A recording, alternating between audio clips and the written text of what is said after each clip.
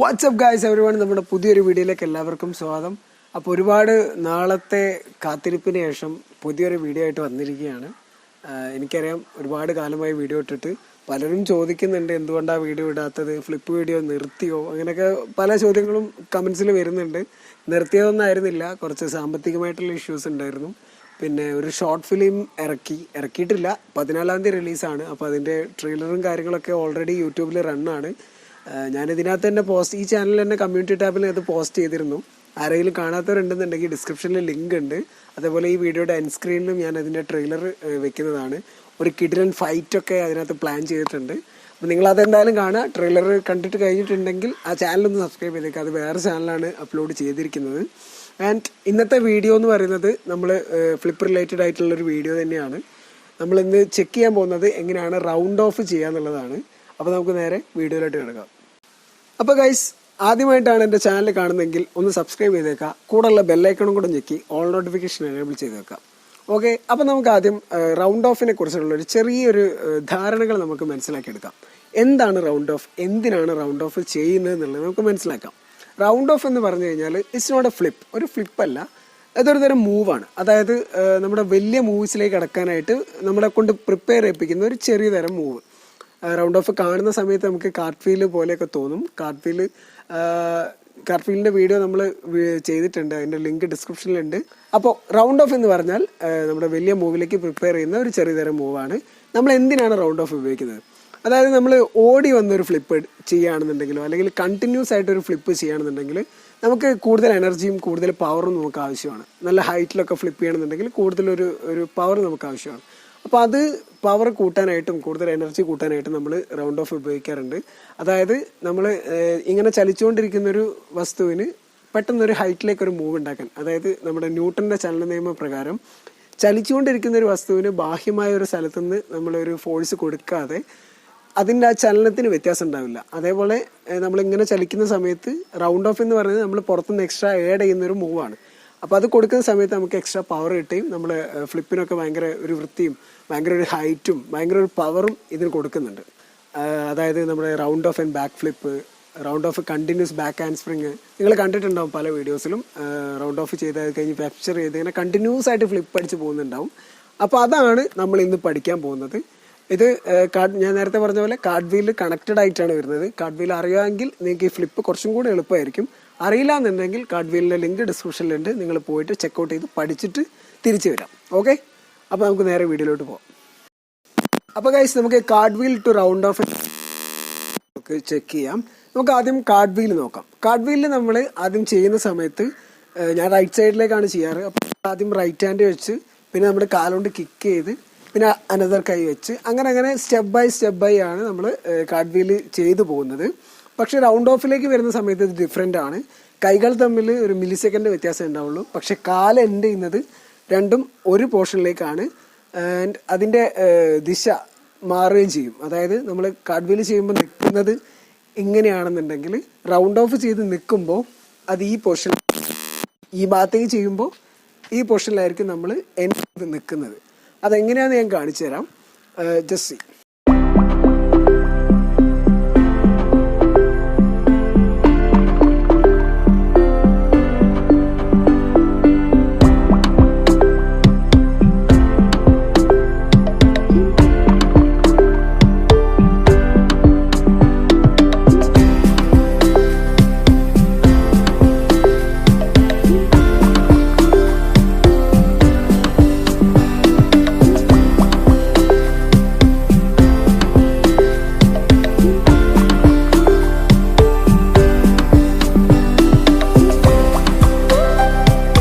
പിന്നെ നമ്മുടെ റൗണ്ട് ഓഫിൻ്റെ ഒരു അടുത്ത ഡിഫറെൻ്റ് എന്ന് പറയുന്നത്, നമ്മൾ കാർഡ് വീൽ ചെയ്യുമ്പോൾ കൈ രണ്ടും ഇങ്ങനെയായിരുന്നു വെച്ചിട്ടുണ്ടായിരുന്നത്. അത് വെക്കുന്ന സമയത്ത് ഫ്ലോറിൽ ഇങ്ങനെയായിരുന്നു വെച്ചിട്ടുണ്ടായിരുന്നത്.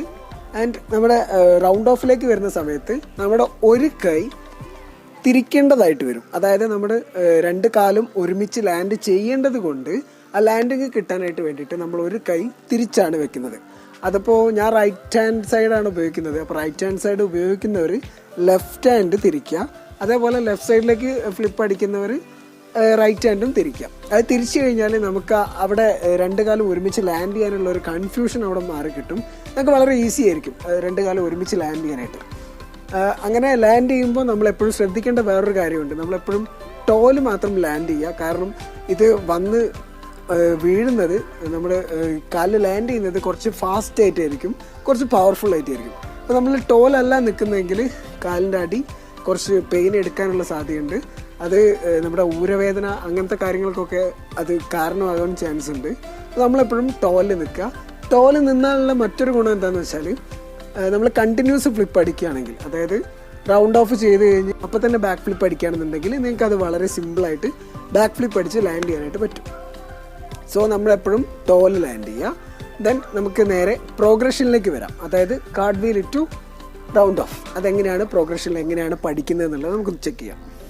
സോ ഗൈസ്, അപ്പോൾ ഫസ്റ്റ് സ്റ്റെപ്പ് എന്ന് പറയുന്നത് നമ്മുടെ കാർട്ട് വീലിൻ്റെ ലാൻഡിങ് പൊസിഷൻ മാറ്റുക എന്നുള്ളതാണ്. അതായത് കാർട്ട് വീലിൽ വരുന്ന സമയത്ത് നമ്മുടെ പൊസിഷൻ എങ്ങനെയായിരിക്കും. ദെൻ നമ്മുടെ റൗണ്ട് ഓഫിൻ്റെ പൊസിഷൻ എന്ന് പറയുന്നത് ഇങ്ങനെയാണ്. അപ്പോൾ ഈ പൊസിഷനിലേക്ക് നമ്മൾ ചേഞ്ച് ചെയ്യുന്നത് എങ്ങനെയാണെന്നുള്ളത് പ്രോഗ്രഷനാണ് നമ്മളിപ്പോൾ കാണിച്ചു തരാൻ പോകുന്നത്. Let's see.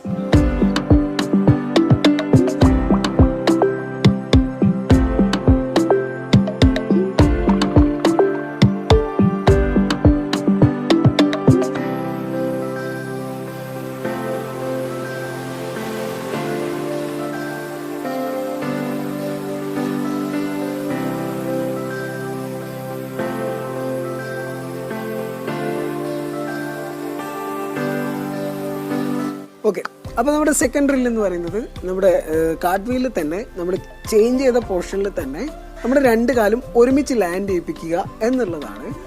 അത് കഴിഞ്ഞ് അടുത്തൊരു ഡ്രില്ലും കൂടെ ആകുമ്പോൾ ഈ ഫ്ലിപ്പ് കംപ്ലീറ്റ് ആവും. അപ്പോൾ ഇതെങ്ങനെയാണെന്ന് നോക്കാം.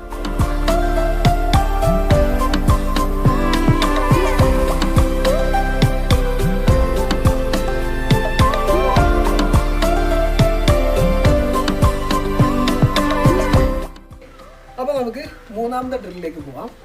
മൂന്നാമത്തെ ഡ്രില്ല് എന്ന് പറയുന്നത് ഷോൾഡർ പുഷിംഗ് ആണ്. ഷോൾഡർ പുഷിംഗ് നമുക്കറിയാം, നമ്മുടെ ഫ്രണ്ട് ഹാൻഡ് സ്പ്രിങ്ങിൽ നമ്മൾ ചെയ്തിട്ടുണ്ട്.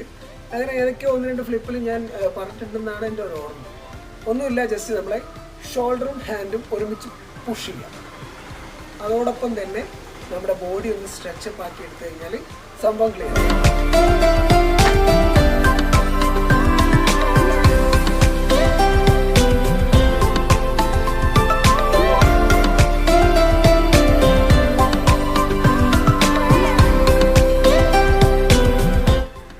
ദെൻ ഫൈനലി നമുക്ക് ഇത് ഒരുമിച്ചൊന്ന് ചെയ്ത് നോക്കിയാൽ നമ്മുടെ റൗണ്ട് ഓഫ് ഫ്ലിപ്പ് കംപ്ലീറ്റഡ് ആയി.